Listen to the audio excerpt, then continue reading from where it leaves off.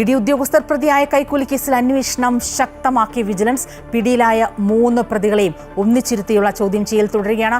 ഹവാല ഇടപാടുകൾ നടന്നിട്ടുണ്ട് എന്നാണ് വിജിലൻസിന്റെ നിഗമനം. കൊച്ചിയിൽ നിന്നും വിവരങ്ങളുമായി സാരംഗ് ചേരുകയാണ്. സാരംഗ്, ഈ പറഞ്ഞതുപോലെ 3 പേരെയും ഒരുമിച്ചിരുത്തിയുള്ള ചോദ്യം ചെയ്യലിൽ കൂടുതൽ വിവരങ്ങൾ പുറത്തു വരുമെന്നല്ലേ നമ്മൾ പ്രതീക്ഷിക്കേണ്ടത്?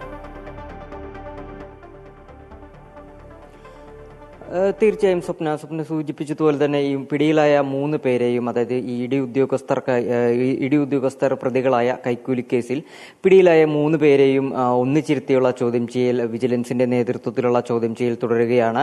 ഈ ചോദ്യം ചെയ്യലിൽ നിന്ന് കൂടുതൽ കാര്യങ്ങൾ വിശദമാക്കാൻ അല്ലെങ്കിൽ മനസ്സിലാക്കാൻ കഴിയുമെന്ന് തന്നെയാണ് മനസ്സിലാക്കേണ്ടത്. പ്രധാനമായും ഇവരുടെ ബാങ്ക് അക്കൗണ്ടുകൾ, അതുപോലെ തന്നെ പണമിടപാടുകൾ, ഇവരുടെ മൊബൈൽ ഫോണുകൾ തുടങ്ങിയ ഉൾപ്പെടെയുള്ള എല്ലാ കാര്യങ്ങളും വിജിലൻസ് ഇതിനോടകം തന്നെ പരിശോധനയ്ക്ക് വിധേയമാക്കുന്നുണ്ട്. എന്തിനേലും ഈ കേസുമായി ബന്ധപ്പെട്ട് ശക്തമായ അന്വേഷണം തന്നെയാണ് വിജിലൻസിന്റെ ഭാഗത്തു നിന്നും ഉണ്ടാകുന്നത്. നിലവിൽ 3 പേരാണ് പിടിയിലായിട്ടുള്ളത്.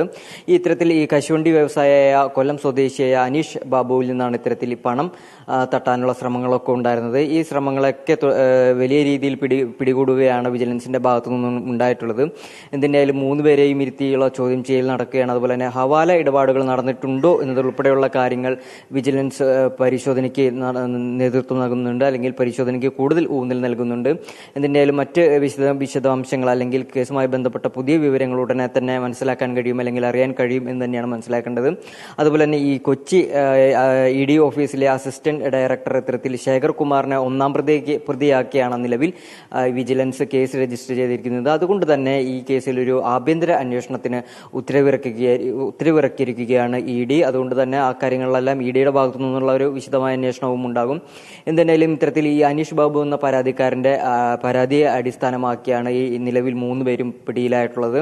അതായത് ഈ അനീഷ് ബാബുവിന്റെ കേസ് ഒത്തുതീർപ്പാക്കാൻ ഇത്തരത്തിൽ 2 കോടി ആവശ്യപ്പെടുകയായിരുന്നു ഈ ഉദ്യോഗസ്ഥർ. അതായത് ഇഡി ഉദ്യോഗസ്ഥരുടെ നേതൃത്വത്തിലുണ്ടായിരുന്ന ഈ 2 ഏജന്റുമാരുടെ നേതൃത്വത്തിലാണ് ഇത്തരത്തിൽ 2 കോടി ആവശ്യപ്പെട്ടിരുന്നത്. അതിൽ ആദ്യമായി അതിന്റെ അഡ്വാൻസ് ആയി ഇത്തരത്തിൽ 2 ലക്ഷം രൂപ കൈമാറുന്ന വേളയിലാണ് ഈ 2 ഏജന്റുമാരെ, അതായത് തമ്മനം സ്വദേശിയായ വിൽസനും അതുപോലെ രാജസ്ഥാൻ സ്വദേശിയായ മുകേഷ് എന്നയാളെയും പിടിയിലാകുന്നത്. ഈ സമയത്താണ് പിടിയിലാകുന്നത്. അതുപോലെ തന്നെ ഇത്തരത്തിൽ ഈ പരാതിക്കാരൻ ഗുരുതരമായ ഇഡി ഓഫീസിലെ ഉദ്യോഗസ്ഥർക്കെതിരെ ഗുരുതരമായ ആരോപണങ്ങൾ ഉന്നയിച്ചിരുന്നു. അതായത് ഇഡി ഓഫീസിലെ വിനോദ് കുമാർ എന്ന ഉദ്യോഗസ്ഥൻ തന്നെ ഭീഷണിപ്പെടുത്തിയിരുന്നതും അതുപോലെ തന്നെ ഓഫീസിലേക്ക് വിളിച്ചു വരുത്തി ഭീഷണിപ്പെടുത്തിയിരുന്നതും ശക്തമായി ശകാരിക്കുകയും ചെയ്തിരുന്നതും ഉൾപ്പെടെയുള്ള ഗുരുതരമായ ആരോപണങ്ങൾ ഉന്നയിച്ചിരുന്നു.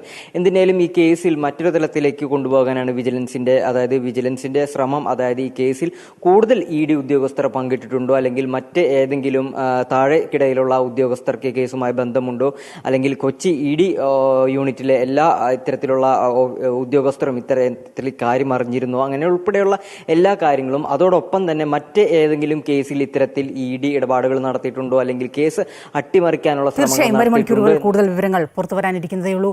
ഇഡി ഉദ്യോഗസ്ഥർ പ്രതിയായ കൈക്കൂലി കേസിൽ അന്വേഷണം ഊർജിതമാക്കിയിരിക്കുകയാണ്. വിജിലൻസ് 3 പ്രതികളെയും ഒന്നിച്ചിരുത്തിയുള്ള ചോദ്യം ചെയ്യലാണ്. ഇനി ഹവാല ഇടപാടുകൾ കൂടുതൽ നടന്നിട്ടുണ്ട് എന്നതടക്കമുള്ള നിഗമനങ്ങളിലേക്ക് വിജിലൻസ് എത്തുന്നു. സാരംഗാണ് വിവരങ്ങൾ നൽകിയത്.